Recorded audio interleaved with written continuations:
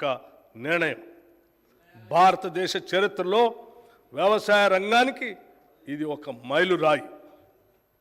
Horticulture oil palm సాగు తెలంగాణలో 12.12 లక్షల ఎకరాల్లో ఉద్యాన పంటల సాగు ద్వారా 53.06 లక్షల మెట్రిక్ టన్నుల ఉత్పత్తి జరుగుతూ ఉంది.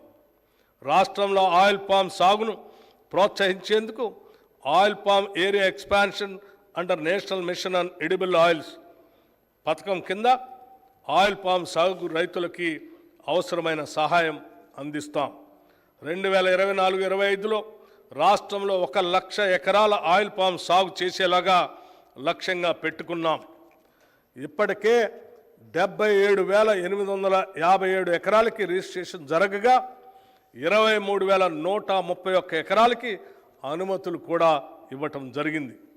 వచ్చిన మొత్తం రిజిస్ట్రేషన్లకి ఈ నెలలోనే ప్లాంటేషన్ మరియు డ్రిప్ అనుమతులు కూడా ఇవ్వాలని లక్ష్యంగా పెట్టుకున్నాం.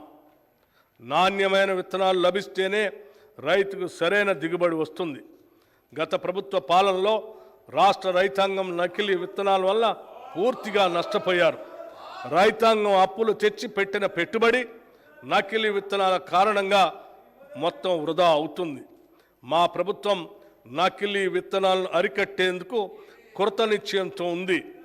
నకిలీ విత్తనాలను అరికడుతూ నాణ్యమైన విత్తనాలు రైతులకు అందించే దిశగా చర్యలు తీసుకుంటున్నాం.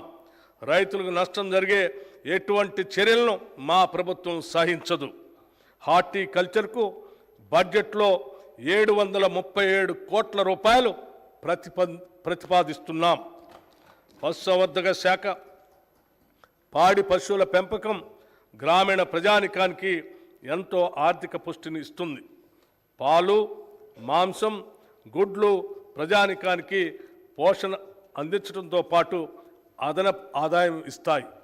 ఇతర అనుబంధ రంగాలైన చేపలు, గొర్రెలు, కోళ్ల పెంపకం ఎంతోమందికి జీవనోపాధి కల్పిస్తాయి. ఈ రంగం గ్రామీణ ప్రాంతాల్లో ఉపాధి కల్పిస్తూ అభివృద్ధిలో కీలక పాత్ర వహిస్తుంది. పాల ఉత్పత్తి రంగంలో 62% వాటా చిన్న సన్నకారు మరియు భూమి లేని పేదలదే. వారు రాష్ట్రంలోని పశు సంపదలో 70% వాటా పొంది ఉన్నారు.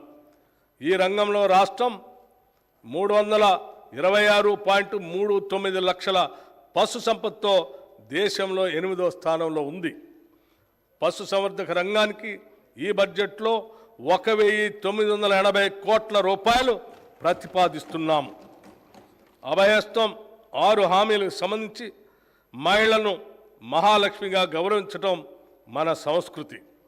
మహాలక్ష్మి పథకం కింద తెలంగాణ రాష్ట్రంలోని మహిళలందరికీ టీజీఆర్టీసీ నడిపే బస్సుల్లో ఉచిత ప్రయాణ సౌకర్యం కల్పించాం.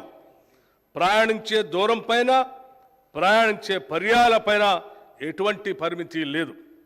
ఈ పథకాన్ని ఇప్పటి వరకు 68.60 కోట్ల ప్రయాణాలను మహిళలు ఆర్టీసీ బస్సుల్లో ఉచితంగా చేశారు.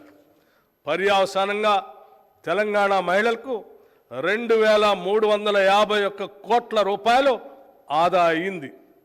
ఈ ఉచిత బస్సు సౌకర్యంతో రాష్ట్రమంతా మహిళల్లో హర్షాతిరేకాలు వెల్లువిరుస్తున్నాయి. వారు ఈ సౌకర్యాన్ని వినియోగించుకొని రాష్ట్రం నలుమూలల్లో ఉన్న పర్యాటక కేంద్రాలను, దేవాలయాలను, బంధుమిత్రులను సందర్శించే వెసులుబాటు ఏర్పడింది. ఈ ఉచిత బస్సు సౌకర్యం పరోక్షంగా రాష్ట్ర ఆర్థికాభివృద్ధికి తోడ్పడుతుంది. ఈ పథకానికి అయ్యే ఖర్చు ఆర్టీసీకి ప్రభుత్వం నెలవారీగా ప్రతి నెల చెల్లిస్తుంది.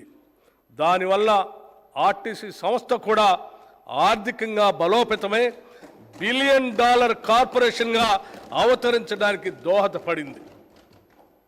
500 రూపాయలకే గ్యాస్ సిలిండర్ నిరుపేద మధ్యతరగతి కుటుంబాలకు తరచుగా పెరిగే గ్యాస్ సిలిండర్ ధరలు మోయలేని భారంగా మారాయి.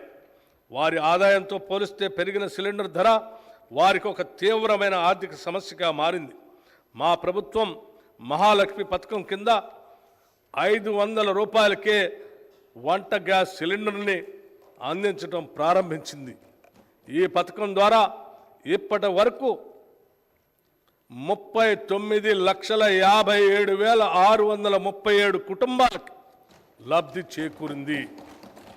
ప్రభుత్వం ఈ పథకానికి ఇప్పటి వరకు 200 కోట్ల రూపాయలు వెచ్చించింది.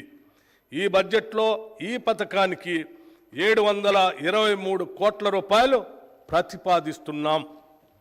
గృహజ్యోతి పథకం అల్పాదాయ వర్గాల వారి ఇళ్లలో చీకట్లను పాలదోలి కాంతులు నింపాలనే సత్సంకల్పంతో మెరుపు లాంటి ఆలోచనలతో వెలిగిన దీపం గృహజ్యోతి పథకం.